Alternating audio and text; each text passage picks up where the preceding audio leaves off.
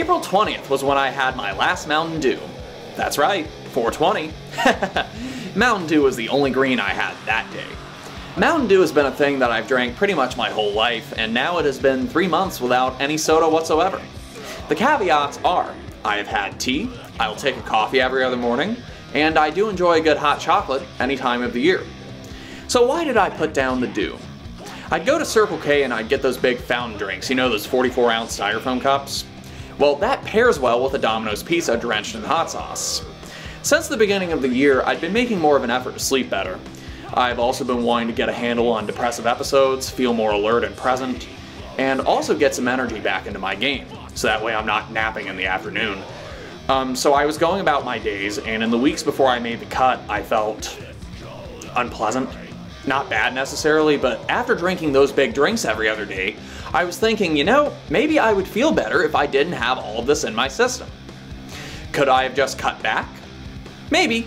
But the thing is, I generally didn't have Mountain Dew in the fridge because if it was there, I was going to drink it. I can't just stop at one a day. That's crazy. And the strange thing is, I've never had this type of dependency or love towards any other soda. I like Pepsi, I like Dr. Pepper, but they're not drinks that I want to have 44 ounces of. But the difference between those sodas and Mountain Dew is that it's Mountain Dew. The flavor, the sweetness, even the way the green glows brightly in the right settings, it radiates brilliance. It also has higher sugar and caffeine amounts than most other sodas, which might contribute to why it tastes so damn good. And people have told me about all of these danger ingredients that American Mountain Dew has that's caused X amount of problems. I don't give a shit about any of that. I want tangible results for tangible reasons. There may or may not be merit to some of those articles. I just don't care. I'm an American. I'd been thinking about quitting for a while, but it wasn't exactly a planned thing. It wasn't like I sat down and said, on April 20th I'm going to have my last Mountain Dew. No, the days leading up to it, I was feeling somewhat bloated, sorta tired, and I knew that some dietary changes would make me feel better. So, on April 20th, I sat on my swing, had some headphones on, and casually drank my last bottle without any reverence. To be honest, it didn't even taste that good. Maybe it was because the temperature got to it.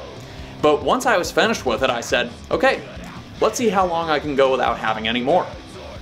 It was shockingly easy for me. I didn't have any headaches, which may be because coffee was there. Again, I don't drink it every day. I'm also not a fan of those giant lattes and that sugary bullshit that you get at Starbucks. Just give me 2 spoons of sugar and 2 spoons of creamer and I'm good to go. Around the same time, I'd also started meditating. Just basic Vedic meditation, so I'm not chanting paragraphs or doing anything intense. Once in a while, I will also incorporate walking meditation and guided meditations. I've been singing the praises for meditation to anyone who's shown interest, and that includes people who are interested in cutting back on soda. It's hard to cut back on soda. Sugar and caffeine addiction is a real thing. And first of all, the longer you go without drinking it, the easier it gets. But I dare say also that the meditation has also helped me. So you write a couple pages of whatever comes to your mind, and then you let your mind rest for 20 minutes, preferably twice a day. And what that does is it sort of gives you a blank slate for how the rest of your day is going to go. Time has to be made for this, but the benefits add up. It also gives value to the rest of your time. I have craved Mountain Dew a couple times. When I saw Queens of the Stone Age in Raleigh, the food trucks had the sodas displayed and it looked pretty good.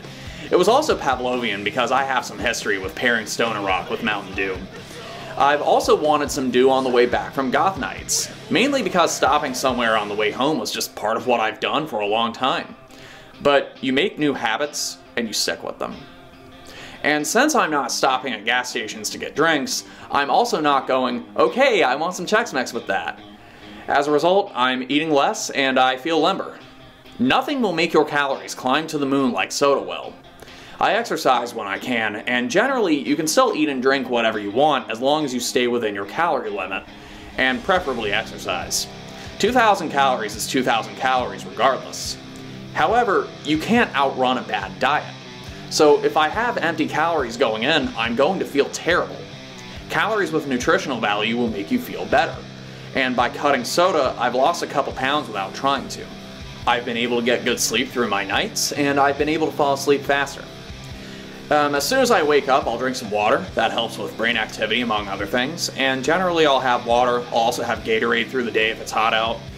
And I didn't realize how dehydrated I was until maybe a week and a half after that last Mountain Dew. My skin felt a lot better and smoother and softer. I've also been able to think more sharply and present as well, and that's probably the combination of a couple things at play, but I'm feeling more focused and I'm feeling more goal-oriented. It may not be a forever thing. I wouldn't discount drinking a Mountain Dew for New Year's or if an enemy dies, but for now, I like the way I feel. And when you go without soda for a while, the next time you have it is magical. If there is a next time, I'm sure it'll taste like a rainbow with Joanna Angel at the end of it. I have a new song out. It's called Crossed Wires. There's the music video. It's also on all streaming platforms, and that includes Bandcamp, Apple Music, Spotify, and many more that I can name and can't name. It's an anvil of a song. The guitars are tuned to A, so they sound like they're vomiting. I love it. Have a fun mosh with that, and grind on.